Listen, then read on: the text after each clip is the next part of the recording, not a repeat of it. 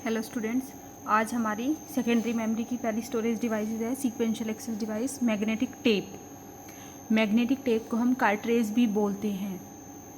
ये एक sequential access device है, मतलब कोई भी रिकॉर्ड हमें सर्च करना है तो हमें सीक्वेंस में 1 बाय 1 जाना पड़ेगा, तभी हम एक पर्टिकुलर रिकॉर्ड तक पहुंच सकते हैं। हम डायरेक्टली उस रिकॉर्ड पे नहीं पहुंच सकते।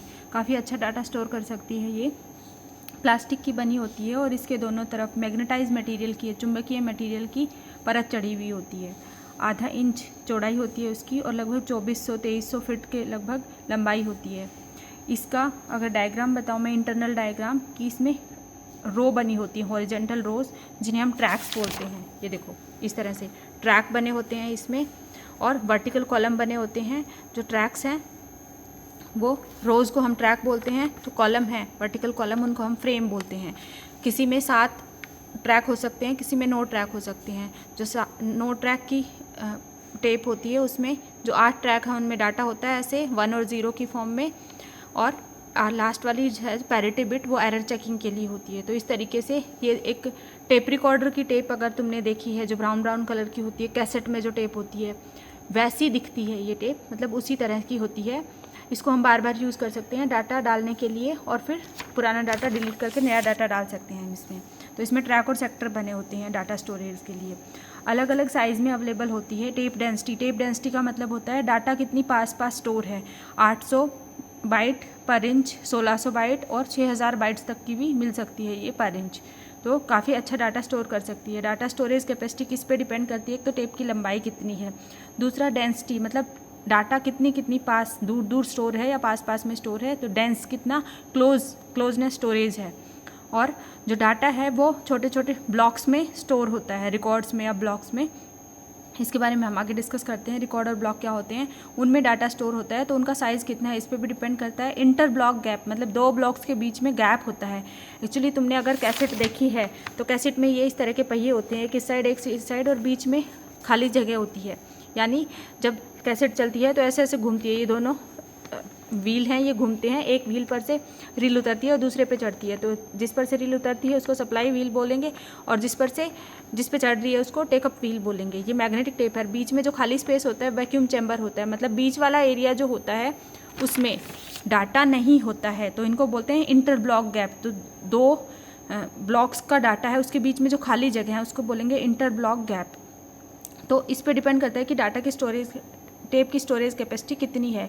डाटा को हम स्टोर कर सकते हैं, एक्सेस कर सकते हैं एक पर्टिकुलर स्पीड पे। मतलब अगर हम डिवाइस को ऑन करते हैं तो तुमने पता है टेप रिकॉर्डर वाली टेप कैसेट अगर देखती है तो वो एकदम से बहुत तेज़ घूमना शुरू नहीं करती, या रोकते हैं बंद करते हैं तो एकदम से नहीं रुकती है, वो एक पर्टिकुलर स्पीड पे ही घूमती है, तभी पूरा डाटा एक्सेस हो पाता है, स्टोर हो पाता है। उसको हम बोलते हैं ऑपरेटिंग स्पीड ऑफ व्हील।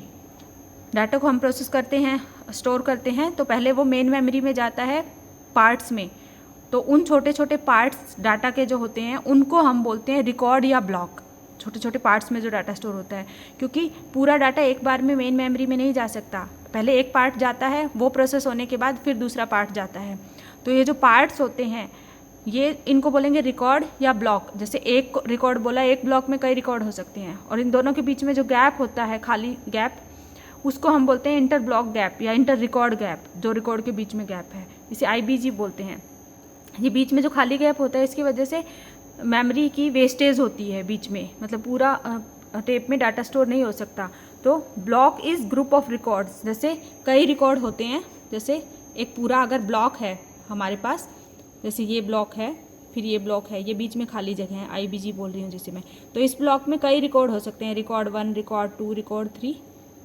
इसी तरह इसमें भी दूसरे ब्लॉक में रिकॉर्ड 1, रिकॉर्ड 2, रिकॉर्ड 3, तो कई रिकॉर्ड हो सकते हैं।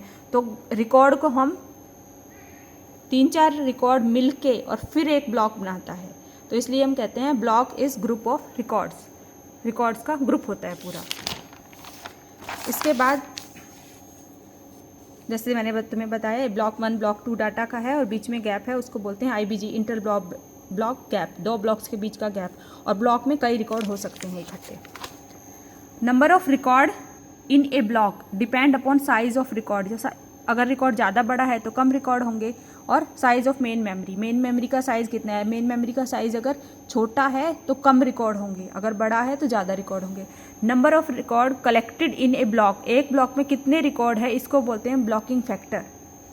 और ब्लॉक साइज़ ज़्यादा बड़ा भी नहीं हो सकता, ज़्यादा छोटा भी नहीं हो सकता। टेप की एडवांटेज क्या है कि सबसे सस्ता स्टोरेज मीडियम है, डाटा परमानेंट स्टोर हो जाता है, काफ़ी टाइम तक संभाल के रख सकते हैं हम डाटा को। इसमें एक जगह से दूसरी जगह लेके जाना आसान है इस डिवाइस को। पोर्टेबल, कॉम्पैक्ट, छोटे साइज़ की होती है, पॉकेट में डाल के भी ले जा सकते हैं। लार्ज स्टोरेज कैपेसिटी होती है डाटा की, टेप को बार बार हम इस्तेमाल कर सकते हैं। और अगर कहीं डाटा स्टोर करके हमें रखना है बैकअप के पर्पज़ से तो बहुत अच्छा स्टोरेज मीडियम है। कमियां क्या है, एक तो बिना सिस्टम के हम नहीं पढ़ सकते, नॉन ह्यूमन रीडेबल है, हम खुद से नहीं पढ़ सकते। जैसे कंप्यूटर में कोई भी सीडी है ओपन करके हम पढ़ सकते हैं, इस तरह इनको हम ऐसे ओपन करके नहीं पढ़ सकते। डाटा सीक्वेंस में ही एक्सेस होगा 1 बाय 1, हम डायरेक्टली किसी रिकॉर्ड को एक्सेस नहीं कर सकते, इसलिए स्लो डिवाइस है। और सबसे बड़ी प्रॉब्लम क्या है कि बीच में से टूटने का खतरा होता है, फ्लेक्सिबल होती है और प्रॉन टू डैमेज, धूल मिट्टी से भी बचा के रखना पड़ता है। तो ये इसके कुछ एडवांटेज और डिसएडवांटेज हैं। तो ये थी हमारी मैग्नेटिक टेप।